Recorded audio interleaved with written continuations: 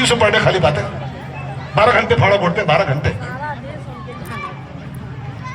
सो भाई बहनों, मेरे कहने का अभिप्राय खाली इतना है कि ईर्ष्या के सब अपना भाग्य लेके संसार में आए हैं। आपका अपना फाइल है, हमारा अपना फाइल है, और जिस सब अपने फाइल लेके आए हैं तो इनसे कौन रोल है यार? जेलस क्यों पालो?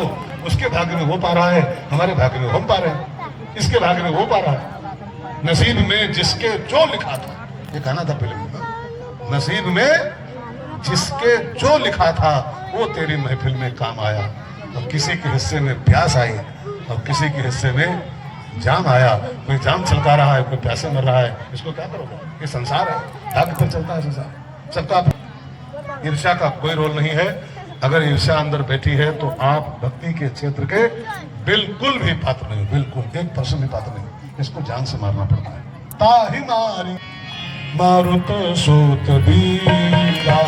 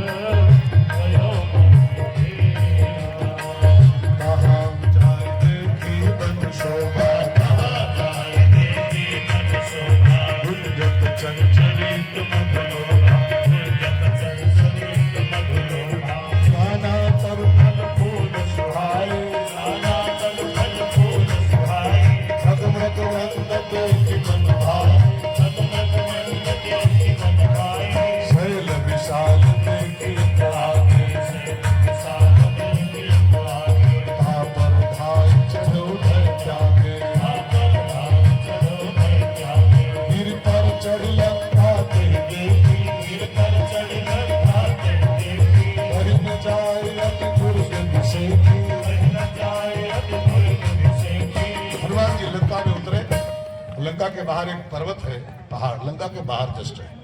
अब लंका को थोड़ा कल्पना में देखो, लंका एक नगर है, उसके आसपास बाउंड्री है, बढ़िया सी बाउंड्री। कनक कोट, कोट माने क्या होता है? बाउंड्री वाल, परकोटा। और उस बाउंड्री के बाहर एक बहुत ऊंचा सा पर्वत है, लंका के जस्ट बाहर। उस पहाड़ पे चढ़ जाओ तो लंका पूरी दिख सकती है, ऐसा सीन देखते रहो थोड़ा सा। कई नगरों के बाहर पहाड़ होते हैं, झांसी जाओ, झांसी, कई और शहर ग्वालियर जाओ, जिसके आसपास पहाड़ है, पहाड़ खड़े हो तो पूरा नगर दिखाई पड़ता है, एक एक उसकी गली दिखाई पड़ती है, एक एक सड़क दिखाई पड़ती है। तो हनुमान जी को लंका देखना था, तो लंका देखने के लिए हनुमान जी उस पहाड़ पे चले। आप एक बात भाई बहनों थोड़ा याद करके सुनो, ध्यान देकर सुनो, बहुत कायदे से। मानस में तो नहीं, लेकिन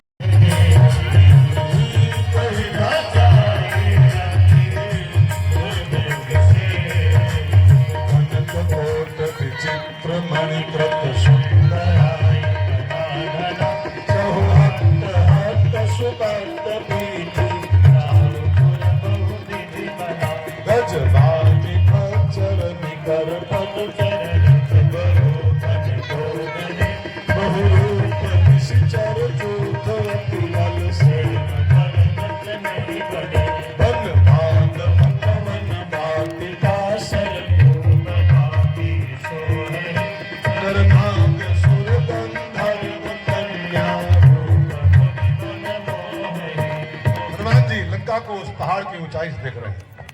लंका में दो चीजों की प्रधानता है, ध्यान देकर सुनिएगा, कंचन और कामिनी।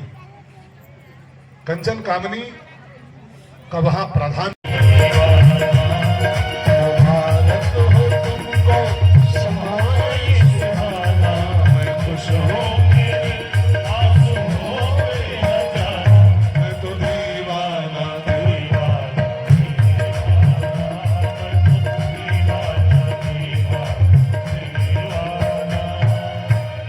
खाली गाना सुन के मुस्कुराया मत करो कि बाबा गाना गा रहा है, बाबा क्या कहना चाहता है उसको समझो, ठीक है ना। दूसरे का ऐश्वर्य, दूसरे का सौंदर्य पहली बात देखो ही ना, क्योंकि बहुत जल्दी इसमें आसक्ति होती है, बहुत जल्दी। अगर देखना ही पड़े इमरजेंसी में, बाई चांस राम कार्य करना है तो उसको देखना ही पड़ेगा, राम की आज्ञा है तो फिर गिर पर चढ़े लंका दे देगी, पहाड़ पर चढ़ के उसको देखो। पहाड़ माने क्या होता है? एक अर्थ में वैराग्य, एक अर्थ में पहाड़ का अर्थ होता है वैराग्य। और जब वैराग्य की ऊंचाई से इसको देखोगे, ऐश्वर्य सौंदर्य को, तो देख लोगे लेकिन आप उसमें आसक्त नहीं हो। जब वैराग्य की ऊंचाई हमारे पास होती है ना, तो फिर ये संसार हमको खींच नहीं पाता। कोई भी सौंदर्य, कोई भी ऐश्वर्य को कोई खींच नहीं सकता। और जब वैराग्य नहीं होता है अंदर से, तो वाह व्हाट अ ब्यूटी, क्या चमड़ी है, क्या सुंदरता है, ये खींच तभी आदमी रहा है उसके अंदर राग है, वैराग्य नहीं, राग है। वैराग्य का पर्वत तले ढूंढो, और जब वैराग्य की ऊंचाई में जाओगे और वहां से कनक कोट और नर नाग सुर गंधर्व कन्या देखोगे, तो देख लोगे राम कार्य के लिए केवल, बस आप फंसोगे नहीं। देखा तो इस संसार को संतों ने भी, मेरा भाई इसको देखी नहीं संसार को क्या? आप अपनी दृष्टिकोण को, संतों को इसको देखो। हम भी तो संसार को देख रहे हैं, ये मकान दुकान गाड़ियां कोठियां साड़ियां, कि हम नहीं देख रहे हैं क्या? हम भी सब देख रहे हैं, और देख नहीं रहे, रह रहे हैं उसमें, सब रह रहे हैं। लेकिन एक को बार नहीं आता है कि ऐसा कमरा हमारा होना चाहिए, एक बार भी अंदर नहीं आता, एक बार भी। सुंदर सुंदर बच्चियां मिलती हैं, सेवा करती है, ठाकुर जी की सेवा करती हैं, कई कथाओं मिलते हैं सब जगह, कभी भी मन में नहीं आता।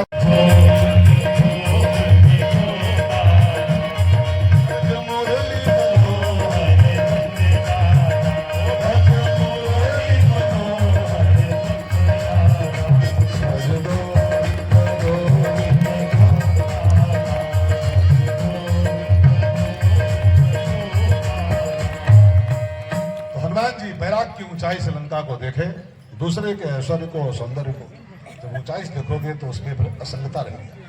आप कभी जहाज में बैठे हो, कोई बैठा अपने से हवाई जहाज में बैठो, बैठो मुझ बैठो। अच्छा कभी बैठो, जब उड़ान भरता है ना जहाज में, तो जब ऊंचाई पर जाता है इंसान, ऊंचाई पर थोड़ा सा 200-400 फुट पर जाता है ना, तो जिन कोठियों को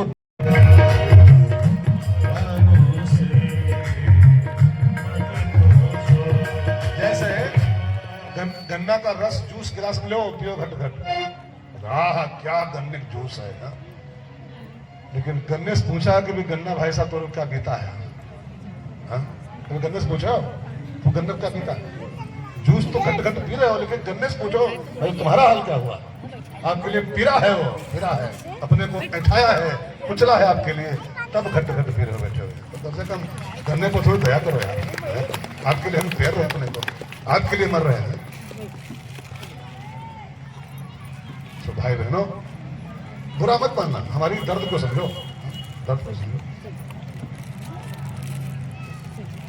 मैं क्या बोल रहा था, लंकिनी हनुमान जी गुंदरी को देख के एक बात शक हुआ कि ये यही सीता है क्या? व्याख्या तो यही हुई थी कि बड़ी सुंदर, बड़ी सुंदर। डाउट हुआ कि यही सीता मैया है, लेकिन फिर लगा नहीं, ये नहीं हो सकता। राम से दूर रह के और सीता सोए, वो भी रावण की बाह पे सिर धर के सोए, वो भी मेकअप करके सोए, गहने पहन के सोए, ये सीता का स्वभाव नहीं। ये रूप भले सीता के ऐसा लग रहा है देखने में, लेकिन सीता का स्वभाव बिल्कुल नहीं हो सकता है कि राम से दूर है और सो रही, श्रृंगार करके लेटी हुई। वहां भी शक हुआ था, लेकिन वो क्लियर हो गया, नहीं नहीं सीता नहीं। अब हनुमान जी को हल्का हल्का वो भी हो गया था, क्या क्या बोलेंगे, निराशा। एक एक घर छान मारा मैं, शायद कोई घर बचा हो, लेके घर छान लिया, लेकिन पता नहीं कहाँ रावण ने रखा है। और निराशा की उसी अंधेरे में से एक प्रकाश की किरण बाहर आई, तो एक घर हनुमान जी को मिला लंका में। गोस्वामी जी कहते हैं लगभग एक एक घर चेक कर चुके थे, लेकिन एक घर अभी उनको दिखाई पड़ा कोने में, छोर में। कौन सा घर? भवन एक पुनी दीख सुहावा,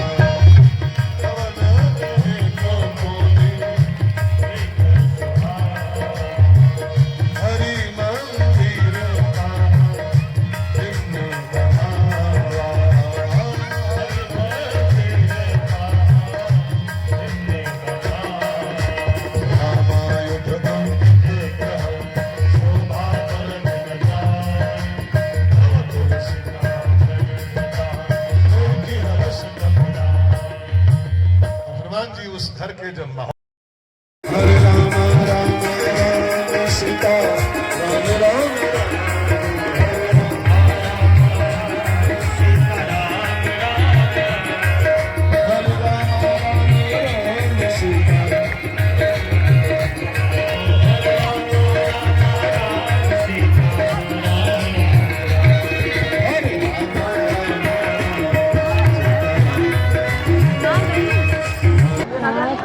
और जब रक्त स्राव हुआ तो भगवान के मस्तक पर कुछ बूंदें गिरी। बाबा लिखते हैं, हाँ चला रुधिर रघुनायक जान,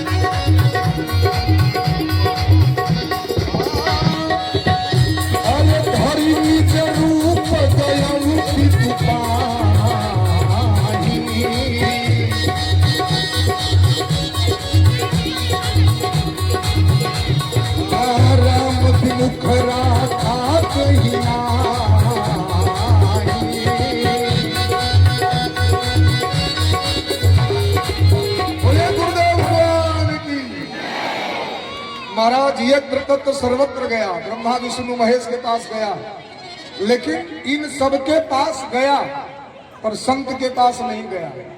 संत का हृदय कैसा होता है? पर दुख देखी द्रवय सुपुनीता। जयंत ने देव ऋषि नारद को नहीं देखा, बल्कि संत ने जयंत को देखा। और जब संत ने देखा तो पराये का दुख देख प्रभावित हो गए। और जयंत पूछा जयंत से पूछा, क्या बात है, बड़ा विकल है, भागा जा रहा है। नारद देखे विकल जयंत।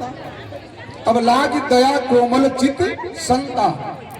याद रखिएगा, दो ही कोमल चित है जगत में, तीसरा कोई कोमल चित है नहीं। वो दो कौन कोमल चित है? एक संत है और दूसरा भगवंत है। यहाँ क्या कहते हैं? लाग दया कोमल चित संता। अभी महाराज जी सुंदरकांड का अति सुंदर प्रसंग सुनाकर आत्म विभोर कर दिए।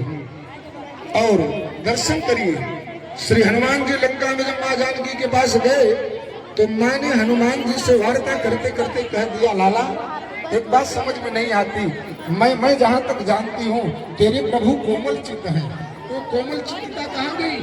मैं इतने दिनों से यहाँ पड़ी हूँ। और माँ ने कहा कि कोमल चित कृपाल रघुराई,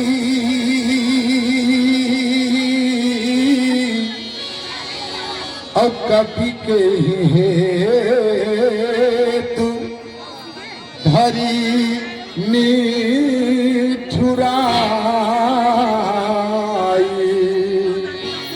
हे पुत्र हनुमान, आपके प्रभु तो कोमल चित्त हैं। कौन है? दो कोमल चित्त हैं।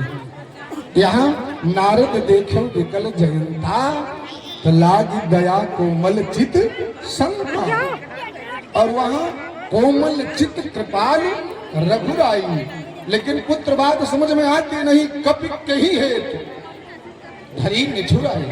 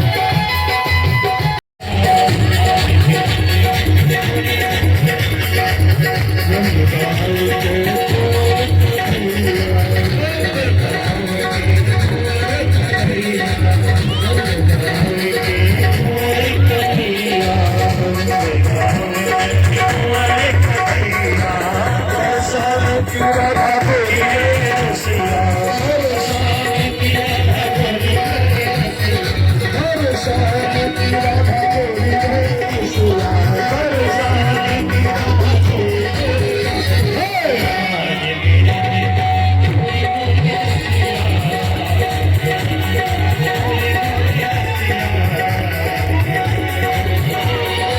होरी रे सिया हर गोरी रे सिया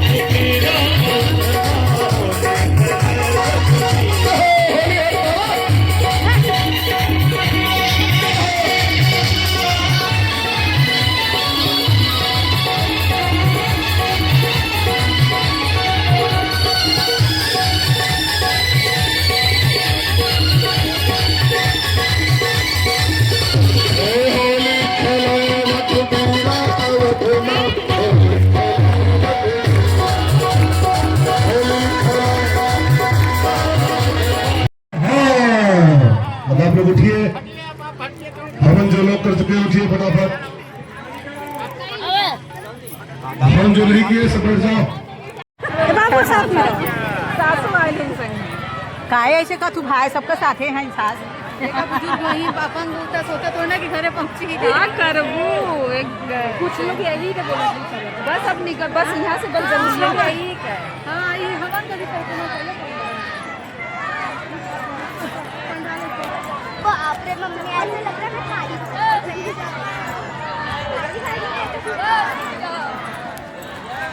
जाओ जाओ